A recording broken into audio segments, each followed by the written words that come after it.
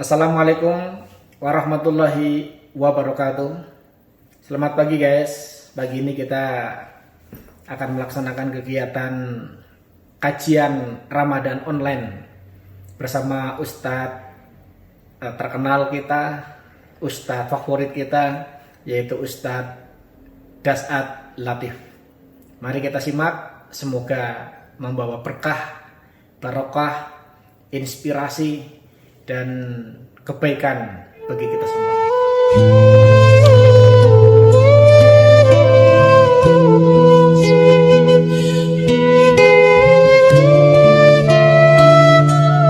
Karena kepemimpinannya adalah keteladanan.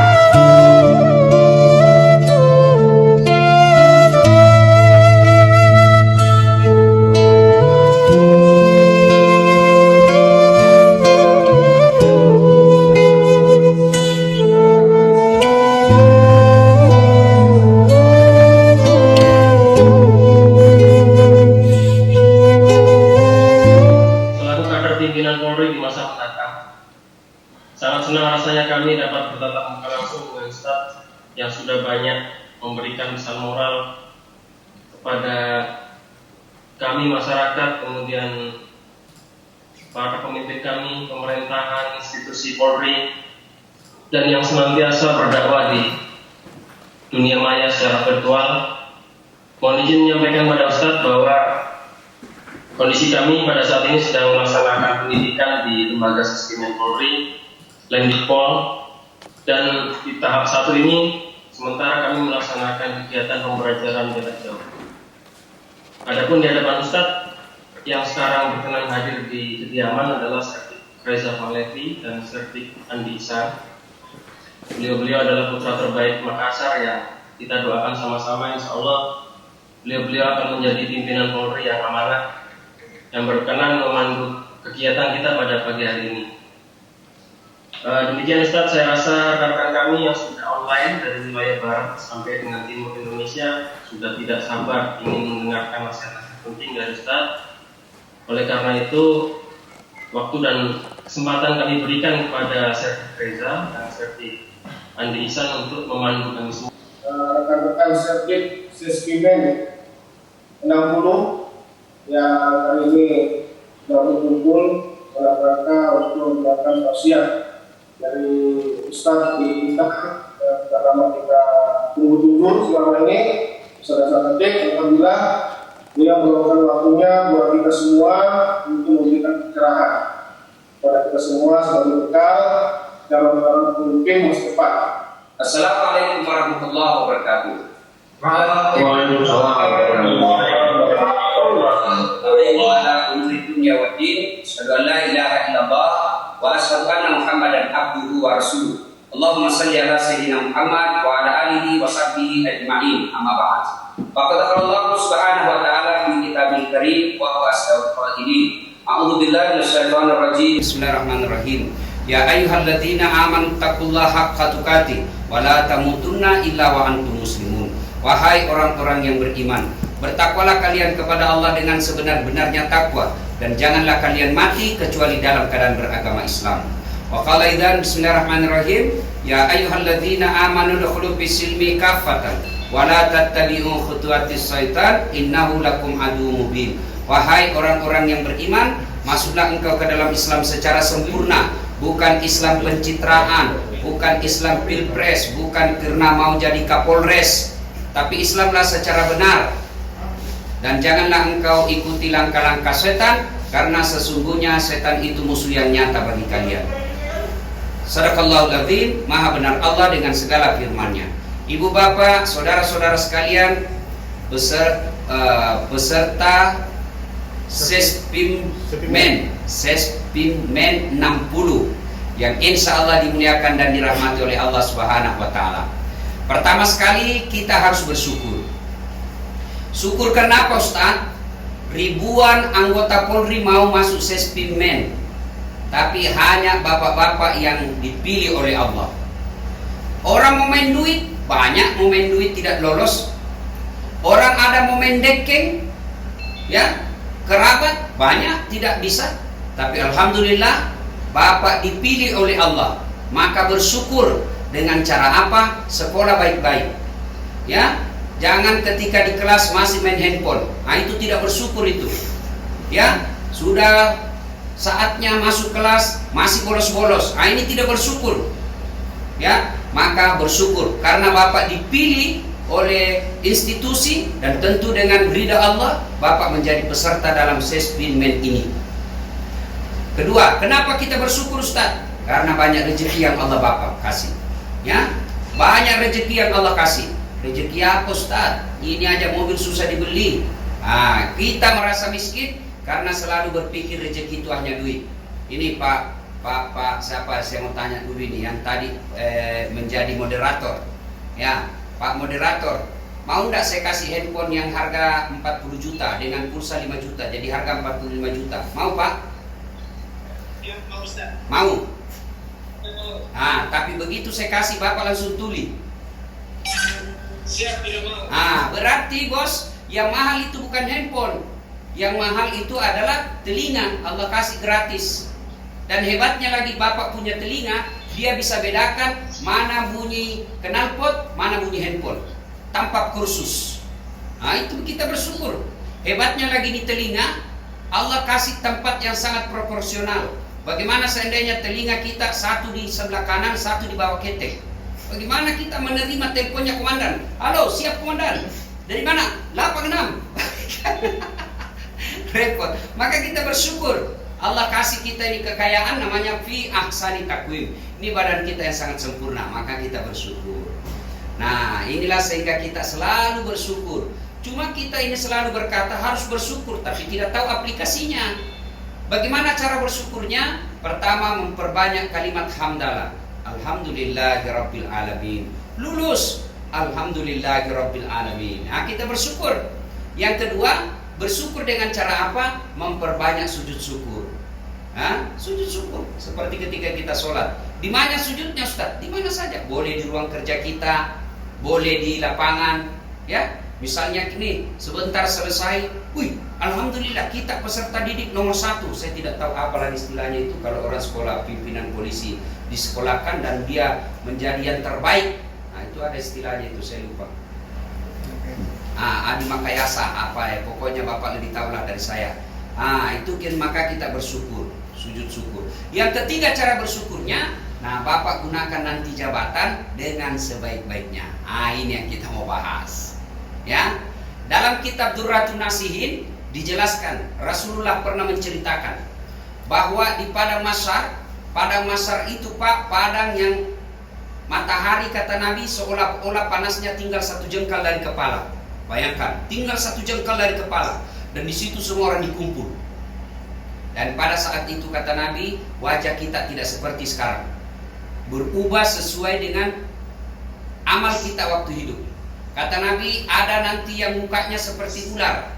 Siapa muka ular? Kata Nabi, mereka yang suka cari-cari muka. Ini banyak ini anggota suka cari-cari muka. Siap komandan, biar salah, siap salah. Ini ya. Nanti orang-orang seperti ini suka cari-cari muka. Ini nanti mukanya seperti ular. Tapi beda dengan beda cari muka dengan loyal. Ya, Bapak kalau jadi pimpinan nanti jangan loyal terhadap pribadi, tapi loyal terhadap institusi. Itu Pak. Ya, saya ulang. Jangan loyal terhadap pribadi, tapi Bapak loyal terhadap institusi. Kalau Bapak mau loyal terhadap pribadi, menjadilah tim sukses. Tapi kalau Bapak memilih jalan hidup sebagai anggota Polri, maka Bapak harus loyal kepada institusi, undang-undang. Ya, nih kan. Yang kedua kata Nabi, ada lagi yang mukanya nanti seperti tikus. Siapa muka tikus? Nah, coba lihat sifat tikus waktu kita masih kuliah Pak, kos-kosan. Ya, sudah simpan baik-baik makanan dicuri sama tikus. Siapa mereka? Koruptor. Nah, ini koruptor nanti mukanya seperti tikus. Ada lagi nanti kata Nabi yang mukanya seperti anjing. Siapa muka anjing? Kata Nabi, mereka yang disogok dan menyogok. Ya, misalnya mohon maaf ya, tidak ada di sini ya.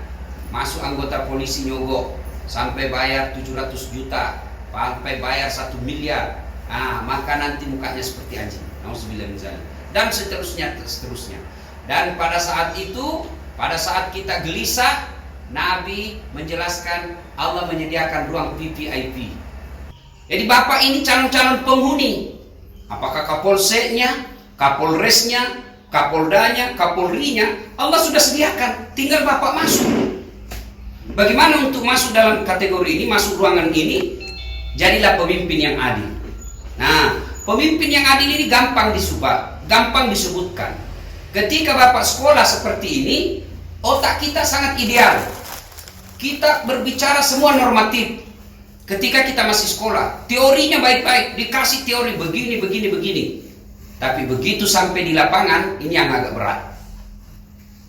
Begitu dia sudah jadi Kapolres, agak berat.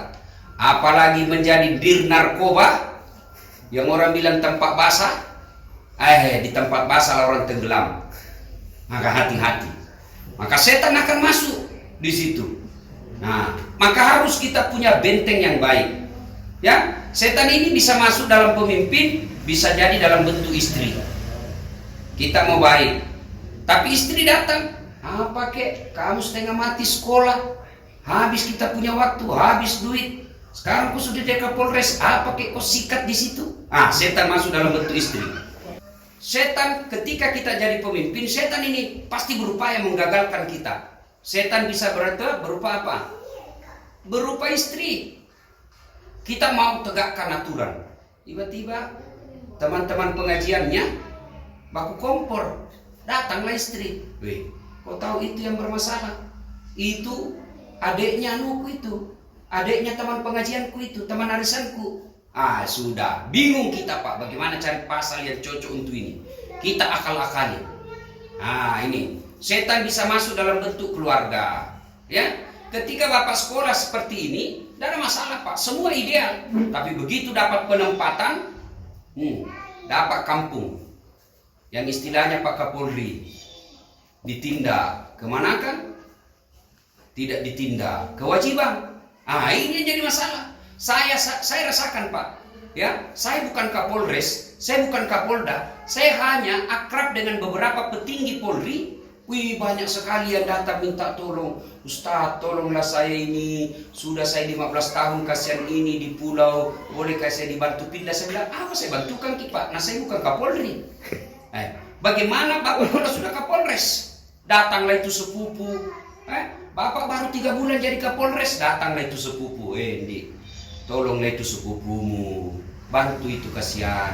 Kalau tidak dibantu, maka dia kenanglah kita menjadi sepupu yang jelek seumur hidup. Ya? Nah, ini setan bisa masuk seperti itu. Maka ketika Bapak menjadi pemimpin, maka perlu ada rule, perlu ada contoh teladan. Siapa teladan kita? Tidak usah dulu Rasulullah, agak berat. Kita contoh saja Umar bin Khattab, level 2. Umar bin Khattab. Bagaimana Umar bin Khattab? Kita dengar kisah-kisahnya. Saya tidak mau nasihati Bapak, juga pelajaran saja. Ya, suatu kali Umar bin Khattab, lagi belusukan.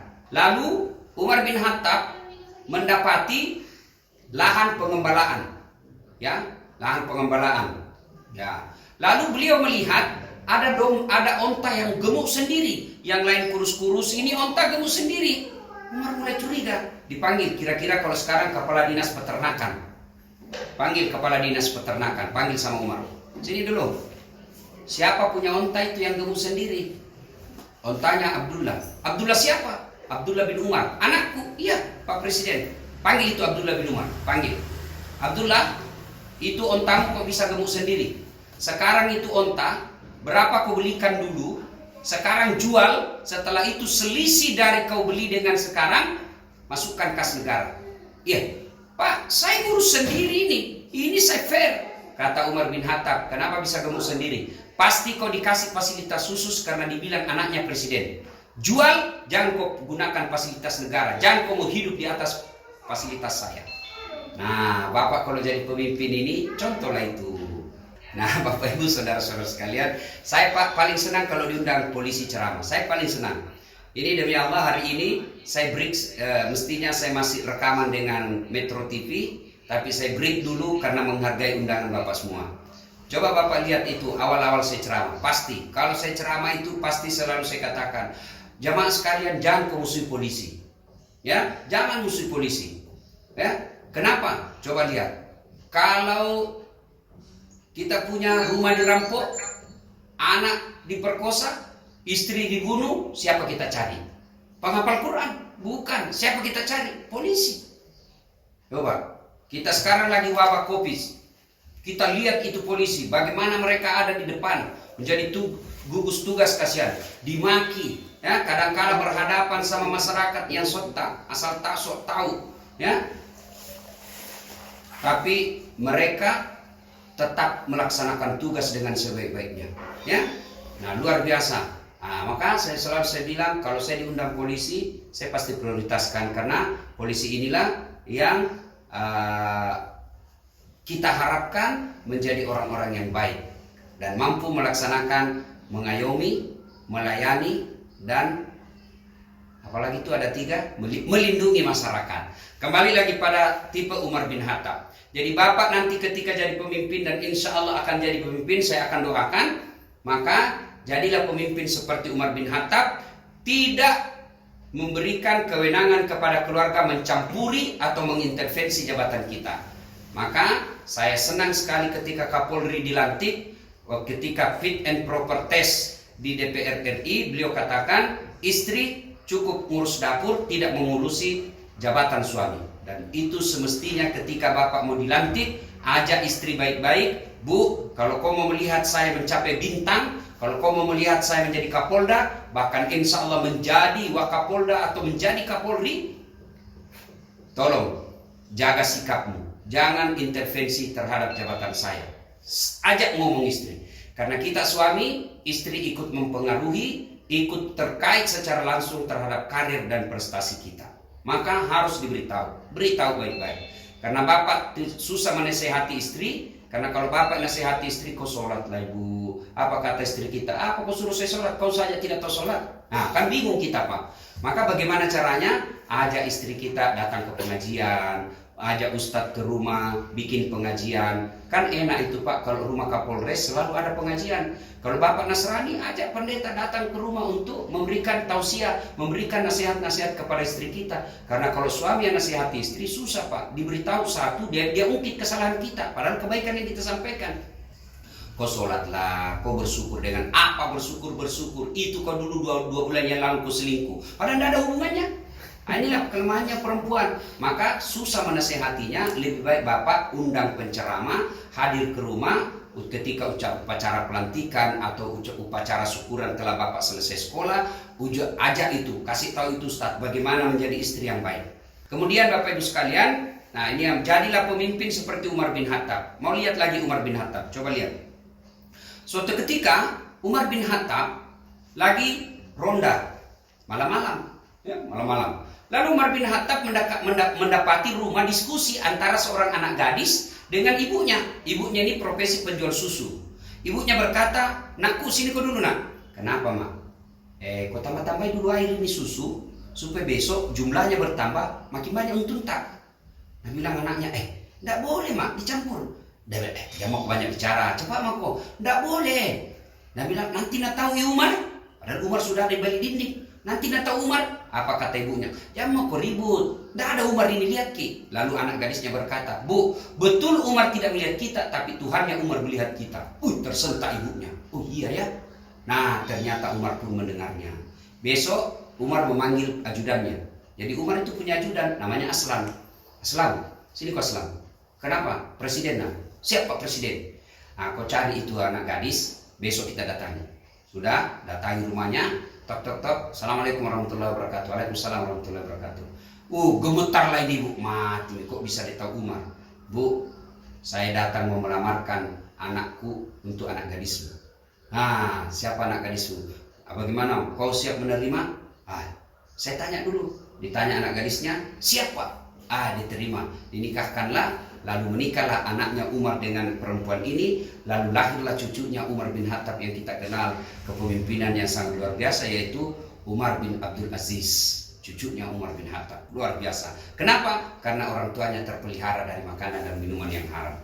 Bapak-bapak sekolah pemimpin ini satu ujian berat buat Bapak nanti, konsumsi makanan haram.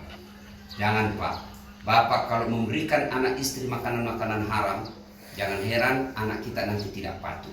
Percaya Pak, soal rezeki Allah yang ngatur. Rezeki Kapolres itu Bapak lurus-lurus saja lebih dari cukup.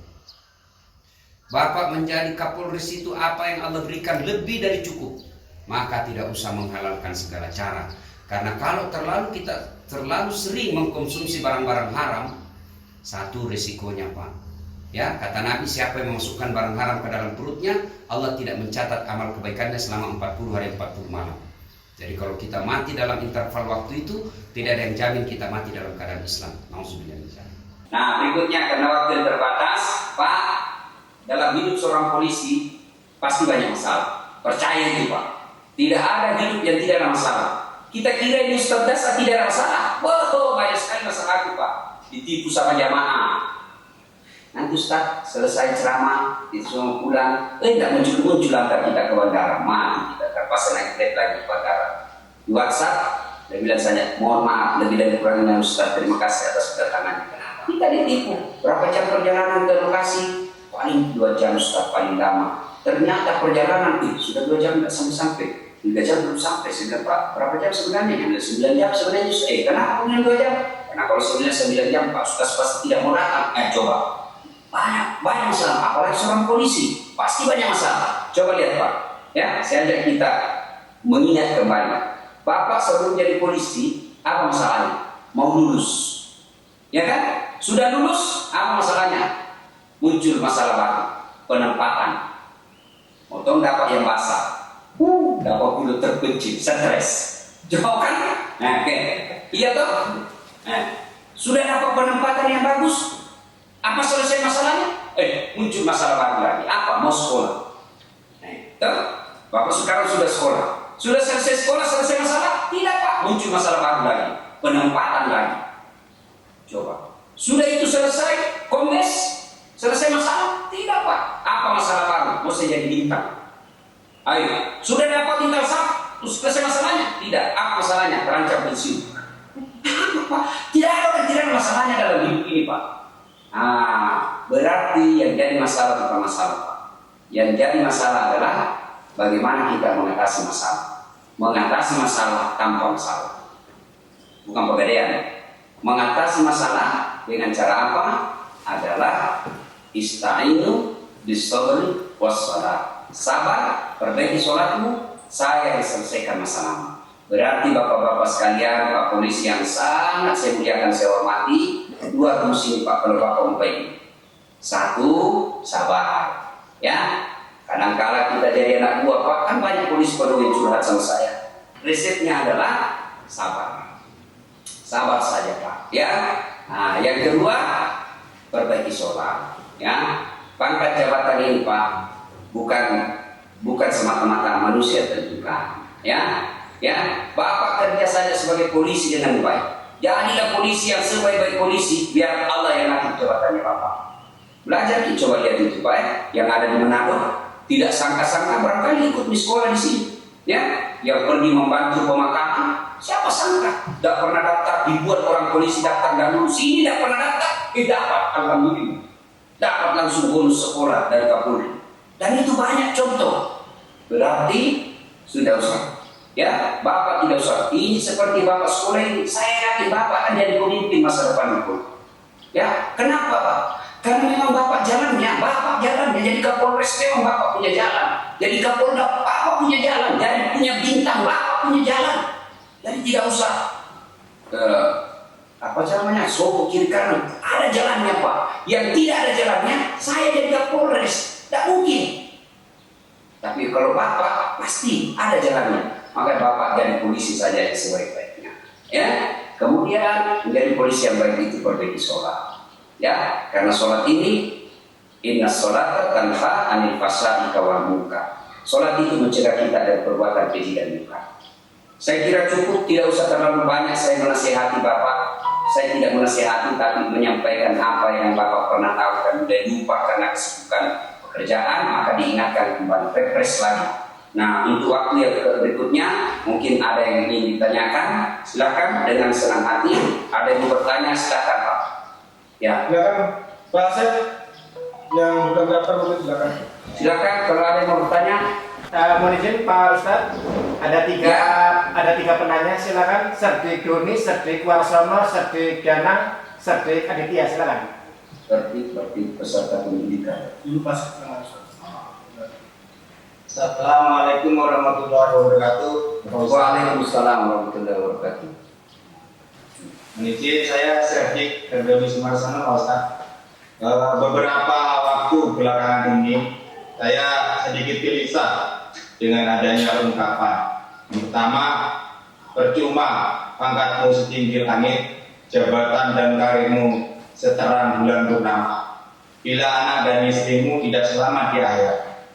Yang kedua, jangan bersedih dan khawatir bila anakmu tidak mendapatkan ranking pertama di sekolah. Namun, bukalah bila anakmu tersebut tidak berada dalam saf sholat berjamaah di masjid. Pertanyaan saya Pak Ustaz, yang pertama, bagaimana penjelasan ungkapan tersebut dalam perspektif ajaran Islam? Yang kedua, apa yang bisa kita turut lakukan agar anak gemar dan melek dalam membaca Al-Quran? Jadi begini, ungkapan itu Pak sangat benar kalau Bapak mengejar karir sampai pangkat bintang, bercahaya seperti matahari, kemudian seperti bulan, tapi Bapak tidak mendidik anak. Itu betul. Ya, tidak ada gunanya ini pangkat sama kita dapat kalau kita tidak didik anak. Sebab besok-besok Bapak pensiun, pangkat ini dilekatkan Pak. Ya, begitu Bapak pensiun, siapa yang akan mendoakan Bapak? Siapa yang mengurus Bapak? Apalagi kalau sudah masuk apa itu? Masuk kubur, pangkat tidak lagi dipakai. Jangankan kita mati Pak, masih hidup Bapak sudah pensiun, pakai lagi pangkatnya Bapak. Dibilang itu orang gila. Sudah gila polisi kasih segala pensiun. Maka begitu kejar karir, kejar Bapak sebagai polisi, maka jangan lupa didik anak. Kita sudah didik anak dengan sebaik-baiknya Ustaz, tetap dia sesat. Memang hidayah bukan dari Ustaz, hidayah bukan dari Pak Doni, hidayah itu datang dari Allah. Maka kita hanya wajib mendidik, tidak wajib berhasil. Ya, jangankan anak polisi yang jarang kasihan di rumah. Polisi ini kan jarang super, jarang di rumah suka pergi. Tapi bukan Jin Samsu, janji manis nyatanya palsu. Itu politisi. Ya, beda-beda tipis. Nah, maka anak Nabi saja, Nabi Pak, Nabi tidak dapat hidayah anaknya kafir. Maka kewajiban kita mendidik, dengar baik-baik. Bagaimana cara mendidik anak Ustaz? Satu, kasih nama yang baik. Lahir anaknya Bapak, kasih nama yang baik. Nama yang baik, nama siapa? Nama-nama orang yang dicatat dalam sejarah Islam, orang-orang yang baik. Nggak usah nama-nama selebritis. Kalau selebritis biasanya kalau Ramadan menangis-nangis dia ada tobat-tobat Pak di infotainment. Begitu selesai lebaran 2 bulan langgam lagi di depan umum. Nggak usah jangan gitu Pak. Saya mau jadi kasih nama anak saya Lionel Messi supaya dia jago menjadi seperti main bola Lionel. Bagaimana caranya? PSSI saja masih hidup sampai sekarang. Ya, lebih baik kasih nama. Saya kasih kau nama Hamzah, paman Nabi, membela Nabi sampai akhir hidupnya. Saya mau menjadi seperti itu. Nah, saya kasih kau nama Google. Siapa yang Google? Inilah Kapolri Indonesia yang gaya hidupnya sangat sederhana. Saya mau kau nanti jadi polisi, tinggi pangkat, tapi gaya hidupnya sederhana. Ya kan jadi motivasi. Ya, yang dikasih nama-nama yang tidak jelas apa arti dan maknanya. Yang kedua, kewajiban orang tua memberi makan. Nah, Bapak kalau dapat bonus-bonus tidak jelas, ya, sudahlah, jangan bawa pulang. Lebih terakhir teman. Ciri-ciri korupsi wajar tidak jelas Pak. Kalau ada temannya Bapak di sini pendidikan, selama 6 bulan pendidikan tidak pernah dia traktir kita. Tiba-tiba nanti kampung dia traktir kita satu kelas. Hati-hati Pak, barangkali kalau tidak jelas itu dia cari teman nanti dia. Ya, ciri-ciri orang itu Pak. Jadi kalau dapat Bapak bonus yang tidak jelas sumbernya, anggaplah, saya kasar katakan, anggaplah itu uang haram, sudah jangan kasih makan anak istri Pak. Ya, lebih baik bapak belikan di situ cincin, lebih baik bapak belikan sepatu, injak-injak itu uang haram pak. Jangan kasih makan uang anak haram. Karena kalau selalu diberi makan uang haram anak kita, maka dia jangan heran kata Nabi kalau dia besar selalu berpikir yang haram-haram. Dan yang ketiga, kata Nabi kewajiban orang tua kepada anak adalah mendidiknya. Nah ini didik, silakan baca psikologi pendidikan, silakan baca buku riset bagaimana anak sukses dididik. Tapi keliru kalau bapak tidak membuka Al-Quran. Metode mendidik Al-Quran itu ada di dalam surah Luqman. Nah, bagaimana surah Luqman mendidik? Ya bunayya la tusyrik billah. Anakku jangan kau mensyirikkan Allah. Dari suruh anak istri kita dari kecil anak kita ketika TPA nyanyi. Kan dulu lagu kita itu topi saya bunda kita ganti Tuhan saya Allah, Allah Tuhan saya. Kalau bukan Allah, bukan Tuhan saya. Anak kecil dia sudah tahu Tuhannya, dia kalau orangnya setelah Allah. Ada lagi? Assalamualaikum Pak Ustadz. Waalaikumsalam warahmatullahi wabarakatuh. Alhamdulillahirrahmanirrahim. Alhamdulillah amma ba'du. Ya. Terima kasih Pak Ustadz tadi atas tausiahnya. Yang pertama mengenai mengingatkan kita agar kita selalu bersyukur. Yang kedua terkait kepemimpinan dalam perspektif Islam. Yang saya tanyakan, apa indikasi seorang pemimpin yang menyia-nyiakan amanah dalam konsep Islam? Terima kasih Pak Ustadz. Ya, ketika Umar bin Khattab dilantik menjadi presiden, begitu juga ketika Abu Bakar Siddiq, dia tidak mengucapkan Alhamdulillahirabbil alamin, tapi beliau ucapkan Inna lillahi wa inna ilaihi raji'un. Nah, ini dia berarti dia menganggap bahwa jabatan ini amanah. Tapi kita umumnya begitu dilantik jadi Kapolres, dilantik jadi Kapolda, syukuran. Berarti memang jabatan dianggap nikmat. Karena nikmat itu kan kita syukuri. Maka mungkin kebiasaan-kebiasaan seperti ini, bagaimana cara nanti jadi Kapolres? Gimana caranya? Tidak usah bikin penggal artis, nyanyi-nyanyi. Tidak usah, lebih kita tenang-tenang saja. Syukurannya apa? Ini ada 15 juta. Ayo kita bawa beras tempat kita Tuhan. Mudah-mudahan dengan sedekah kita yang 15 juta ini, Allah melindungi kita dengan jabatan ini. Ciri-ciri pejabat yang tidak amanah. Satu, ayatul munafiqin as-salas. Dan Nabi, tanda-tanda orang munafik itu ada 3. Inilah ciri-cirinya. Satu, dia jadi pemimpin, apa yang dia katakan dia bohong. Ya, dia suruh anak buahnya, kalian harus hidup disiplin, kalian harus hidup sederhana, tapi dia mewah-mewah. Ini tidak amanah orang-orang seperti ini. Ini yang Allah sindir dalam Al-Quran. Lima taqulu nama la taf'alun. Apa engkau katakan sekarang engkau sendiri tidak melaksanakannya? Ya, maka ciri-ciri pemimpin itu lain dia kata, lain dia laksanakan. Ya, kemudian banyak sebenarnya ciri-cirinya lagi. Pak suka dia potong-potong honornya anggota. Ya, ada bonus dari Kapolri. Disimpan dulu di rekening, simpan dulu situ 6 hari. Ya, bunga harian. Ini tidak amanah semua ini. Ya, nah pemimpin yang tidak amanah, dia akan bersama nanti Fir'aun di akhirat. Dia akan bersama Namrud nanti di akhirat. Alhamdulillah misalnya. Bapak kalau jadi Kapolres atau Kapolda, rugi kalau tidak memudahkan Bapak masuk surga. Rugi Pak, betul rugi. Kenapa bisa? Bapak punya kekuatan. Kalau kekuatan saya hanya mulut di mimbar dan tidak bisa berefek memaksa orang. Tapi kalau Bapak Kapolres pergi sholat subuh, Assalamualaikum warahmatullahi wabarakatuh, Assalamualaikum warahmatullahi wabarakatuh. Langsung Bapak panggilan sudah dikasih tahu. Ini kasat lantas tidak pernah juga datang selepas dia sholat subuh. Langsung aja udah telepon kasat lantas. Bang, cari Kapolres, katanya tidak pernah datang sholat subuh. Besok Pak, jam 4 sholat subuh, setengah 4 sudah ada di masjid. Prinsip Bapak kalau jadi pejabat, pegang ini Pak, catat dalam memori Bapak. Lebih baik Bapak paksa anak buahnya masuk surga daripada dia sukarela masuk neraka. Sampaikan sama anak buah, kalau Kapolres kan mana berani melawan apa Kapolda? Nanti dia diinjak kakinya itu siap salah Pak, siap salah komandan. Maka kalau Bapak jadi Kapolres atau Kapolda, komandan tidak memudahkan Bapak masuk surga, keliru dan sangat keliru. Kalau saya pada sebenarnya yang mau judi, ya dia tetap judi. Saya mau ditangkap, paling dia siapa Ustaz? Harapan kamu? Coba. Tapi kalau Bapak Kapolres awas, kalau saya dapat kau judi, saya tahan kamu. Oh, berhenti dia Pak. Nah, itu cara amal ma'ruf nahi munkar. Saya kira demikian. Ini tadi yang bertanya ini polisi yang banyak pemahaman agamanya, mudah-mudahan Bapak menjadi Kapolres yang juga tidak. Mungkin, Ustaz. Siap. Terima kasih waktunya dan kesempatan. Jujur selama ini kami sangat senang sekali dengan video-video atau potongan video drama Pak Ustadz, baik itu yang sifatnya pembelajaran agama, yang baik. Pertanyaannya bagaimana, apa bedanya azab dengan ujian menurut kajian Islam Ustadz? Demikian. Oke. Ya, terima kasih.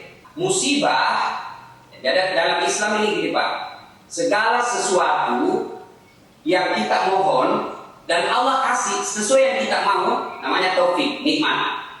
Ya, ada juga yang kita tidak mau tapi Allah kasih, namanya musibah.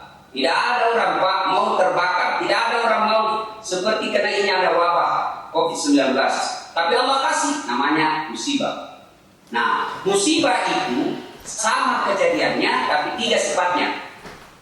Ya, musibah sama sifatnya, gempa bumi, ya, dalam satu kampung kena gempa bumi, sama sifat gempanya. Tapi di sisi Allah ada 3 sifatnya. Apa itu? Yang pertama, seperti yang Bapak katakan tadi, dia adalah ujian, cobaan. Siapa yang diuji? Mereka yang taat beribadah, taat kepada Allah, baik hubungannya sama manusia. Tapi kena juga musibah, kena musibah, misalnya kena wabah COVID-19, maka dia diuji. Namanya ujian, pasti berat. Bapak kan kalau mau naik jadi ke Kapolres kan harus sekolah seperti ini, berat kan Pak? 7 bulan Pak. Ya, tidur terbatas, kemudian jauh dari keluarga. Kenapa? Karena Bapak mau naik pangkat. Maka orang beriman kalau dia kena musibah itu diuji. Tujuannya apa? Maka mudah mau diangkat derajat. Dan hanya orang beriman itu diuji. Kalau sekolah, hanya orang sekolah yang ujian. Masa orang nggak pernah SD, nggak pernah SMA, tiba-tiba ujian skripsi? Nggak mungkin toh. Nah, yang kedua, musibah berupa teguran. Siapa yang kena teguran? Mereka yang 50-50. Dia yang rajin sedekah, dia juga yang rajin terima surga. Ya, dia yang rajin berjamaah, tapi dia juga yang rajin selingkuh. Nah, ditegur, sadar kok komandan, kembali ke jalan yang lurus. Maka Allah tegur, apa tegurannya? Tiba-tiba dimutasi, nonjok, ditegur ini orang. Tegur.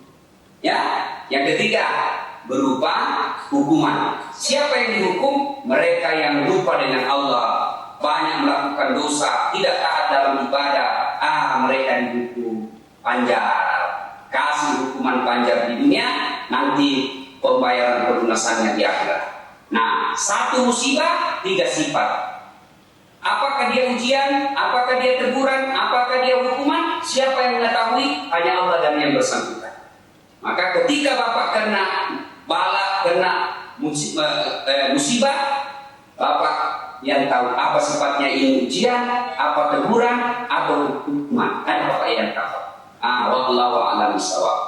Salah satu yang akan saya tanyakan di sini adalah bagaimana mendidik anak. Dalam hal ini anak ini belum balik, belum punya kewajiban untuk sholat, belum akil balik.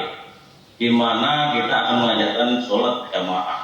Nah, kendala yang sering kita alami adalah bagaimana anak ini untuk mensegerakan sholat, karena ini merupakan suatu kewajiban buat kita. Pilihannya kira-kira nanti apa ini? Apakah kita menunggu anak ini untuk ikut sholat berjamaah dengan kita, atau kita tinggalkan anak ini untuk sholat, untuk mensegerakan sholat itu?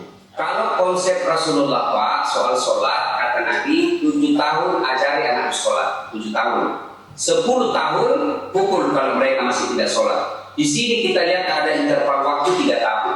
Jadi mendidik anak sholat itu memang butuh waktu 7 sampai ke 10. Nah, masalahnya bagaimana kalau anak kita belum balik, kita mau sholat? Saya sepertinya tidak ada kendala, anak saya belum balik, bahkan ketika mulai pandai berdiri pun mulai belajar, itu sudah ikut sholat sama saya, ya ikut, ya kadang-kadang kita lihat kan karena anak-anak diusir, kita mau sujud dia pas ada di depan kita, mau sujud ada dia bapak pindah tempat, ternyata mau sujud pindah juga dia pindah, dan Allah pasti tersenyum melihat bapak sholat karena melihat anak diajari sholat, ya mulai dari kecil memang diajar Pak. Memang gak sulit kalau dia sudah sarjana, apalagi kalau dia sudah magister. Kita cuma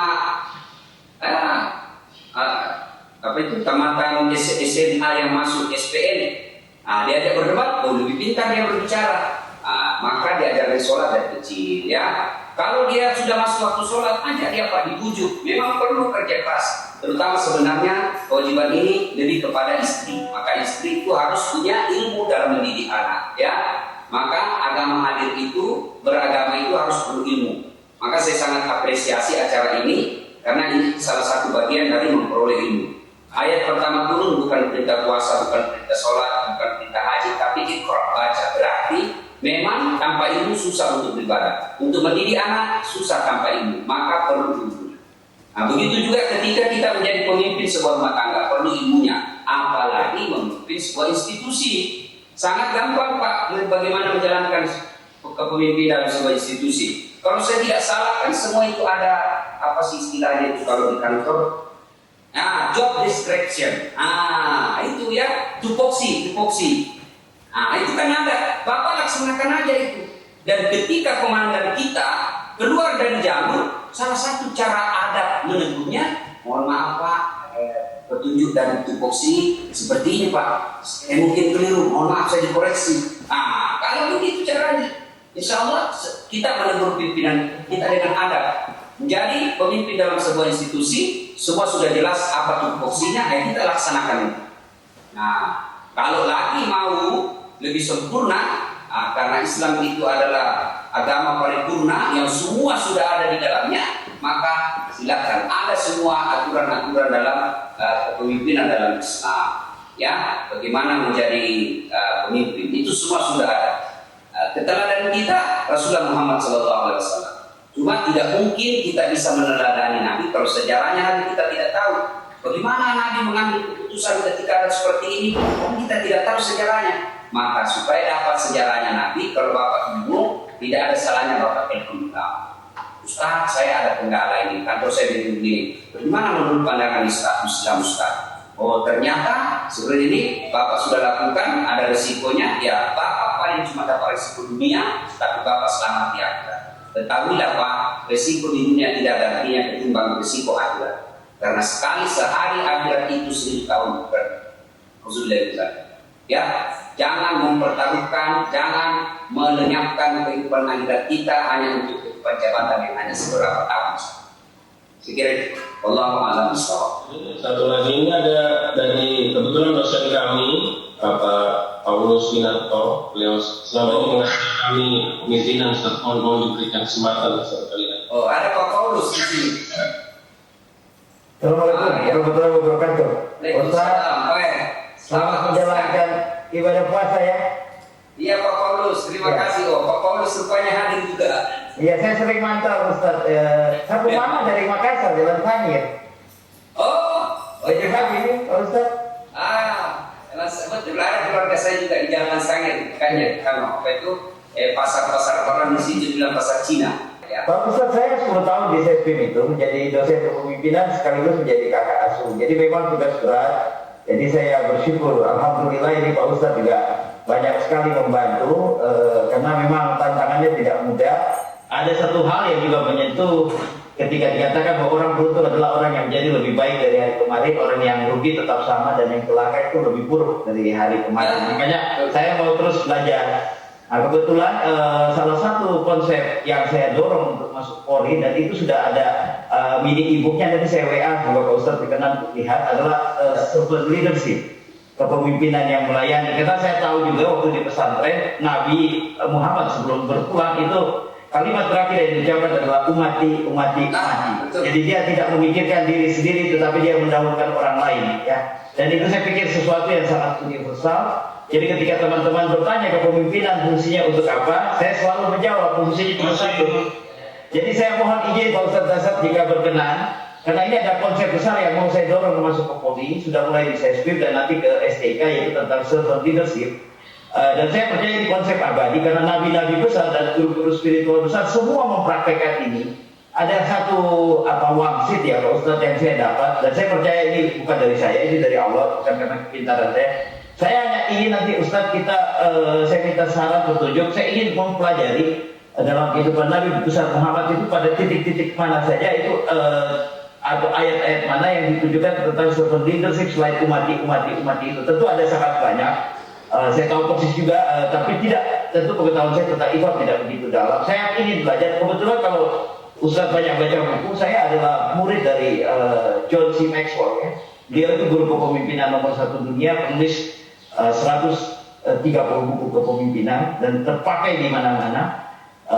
Dan beliau selalu mengatakan, kita itu jangan sombong, kita harus menghargai setiap orang sebagai sesama manusia. Hablum minanas ya Pak Ustadz, katanya begitu Pak Ustadz, mohon izin ya. Doa saya selalu sehat, bahagia dan terus bersemangat dalam menjalankan tugas takwa, menjadikan dunia ini sebagai semakin baik rahmatan lil alamin. Terima kasih Pak Ustadz, selamat menjalankan ibadah puasa. Wassalamualaikum. Terima kasih Pak Paulus, luar biasa. Ya, institusi Polri tidak salah memilih Pak Paulus menjadi dosen di Sekolah Pimpinan Polisi. Meskipun makasih, tapi Bapak ini punya murid yang insya Allah akan menjadi pemimpin. Kalau ilmu-ilmu yang Bapak berikan kepada murid-muridnya, anak didiknya, itu dalam Islam disebut amal jariah, amal yang tidak pernah putus-putusnya.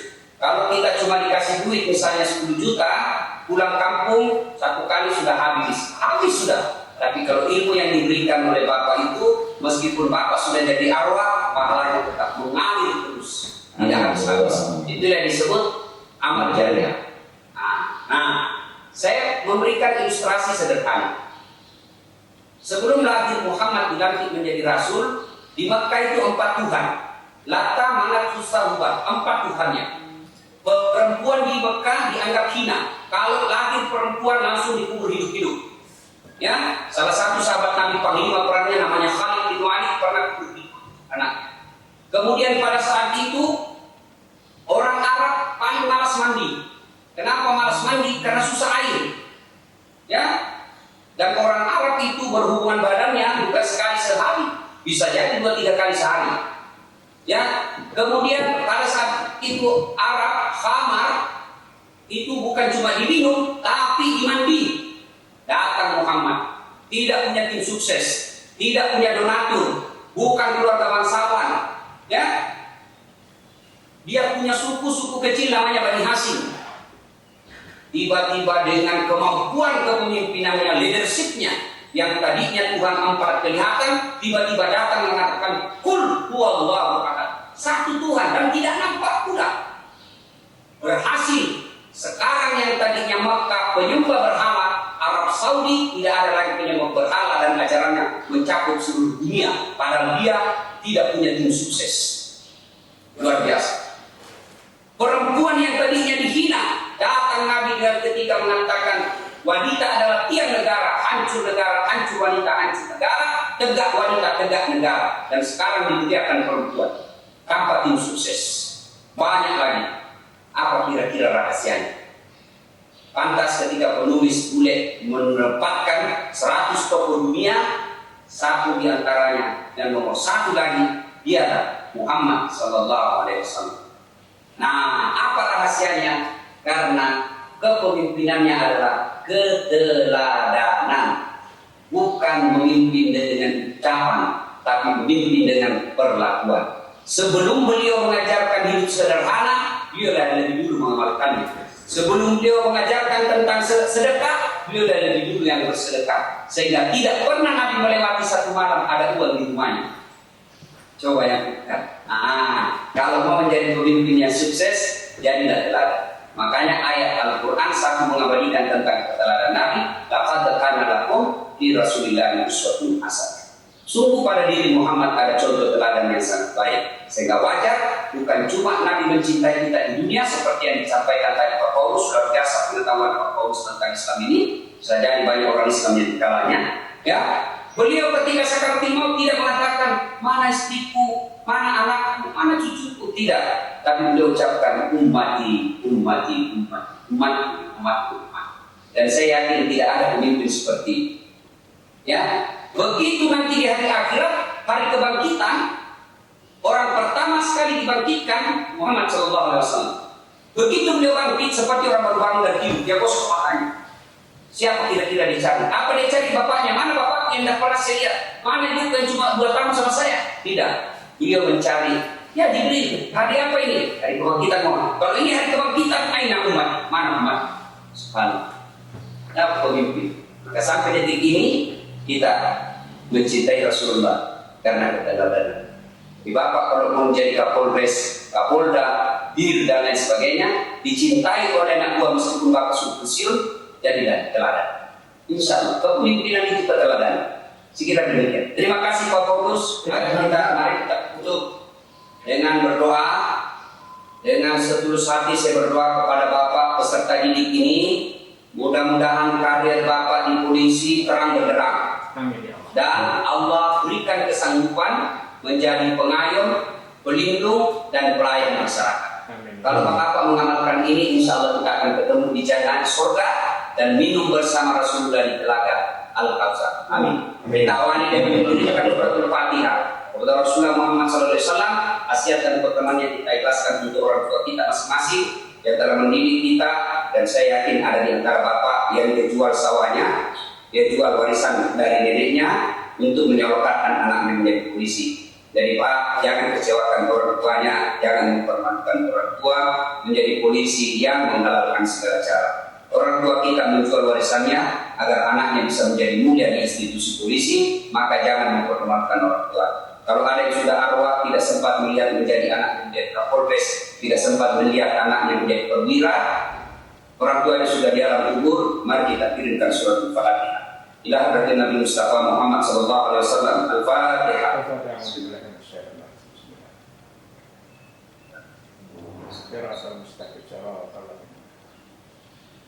A'udzu billahi minasyaitonir rajim. Bismillahirrahmanirrahim. Allahumma shalli ala sayyidina Muhammad wa ala sayyidina Muhammad. Allahumma ighfir lil mu'minina wal mu'minat wal muslimina wal muslimat al ahya'i minhum wal amwat innaka samiul karim jidda wal qadir.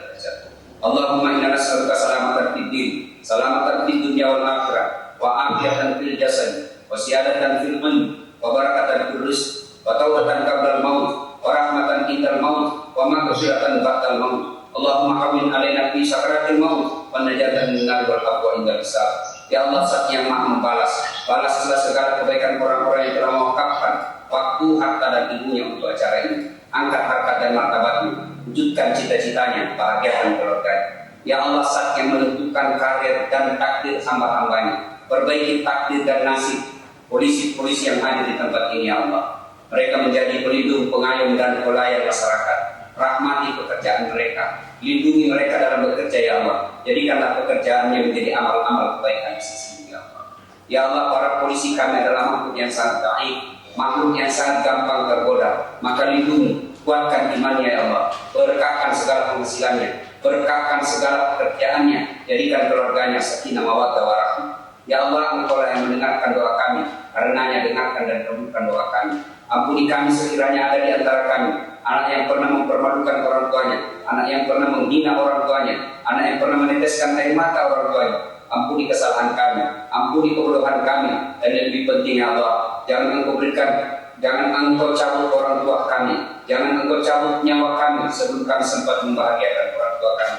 Berikan kami waktu dan kesempatan untuk membalas segala kebaikan orang tua kami, untuk memuliakan sisa hidup orang tua kami. Ya Allah, ampuni kami sekiranya ada di antara kami anak yang pernah mempermalukan orang tuanya, anak yang pernah meneteskan air mata orang tuanya, menorehkan air dalam lingkungan keluarganya, dan tidak sempat mohon ampun kepada orang tuanya, tidak melihat anaknya menjadi perwira. Ampuni kesalahan kami, ya Allah. Ampuni kebodohan kami, ya Allah. Jangan Engkau hukum orang tua kami atas dosa yang kami lakukan. Jangan bersiksa orang tua kami di tubuhnya atas maksiat yang kami lakukan. Ampuni saat kami, ya Allah. Ampuni orang tua kami, terima amal ibadahnya, lipat gandakan segala keberkahannya, lapangkan alam kuburnya, dan jadikan kuburnya jadi alat taman-taman surga. Kami hanya bisa berdoa dan memohon, karenanya dengarkan dan kabulkan doa kami. Rabbana la tuzigh qulubana ba'da idh hadaytana wa hab lana min ladunka innaka antal wahhab. Rabbana atina fid dunya hasanah wa fil akhirati hasanah wa qina adzabannar. Subhana rabbika rabbil izzati amma yasifun, wa salamun alal mursalin walhamdulillahi rabbil alamin. Terima kasih semua. Selamat menjalankan ibadah puasa.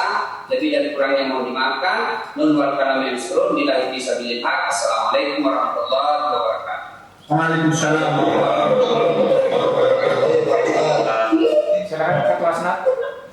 Terima kasih Pak Ustadz.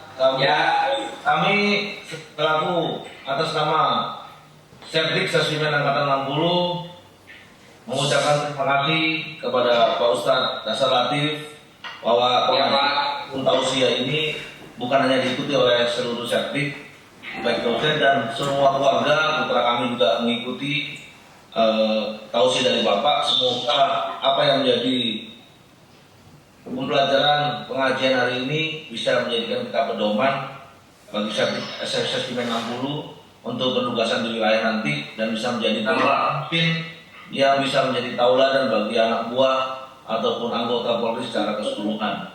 Terima kasih Pak Ustadz, semoga Pak Ustadz. Terima kasih Bapak. Terima kasih Bapak. Nanti semua peserta kalau ada yang sudah jadi jenderal jangan lupakan saya Pak ya. Semoga Pak Ustadz selalu sehat dan terus menyebarkan kebaikan dan tauladan Rasulullah pada seluruh persada seperti ini. Amin. Terima kasih Pak Ustadz. Terima kasih. Assalamualaikum warahmatullahi wabarakatuh. Man ana laulakum kaifa ma hubbukum kaifa ma ahwakum man ana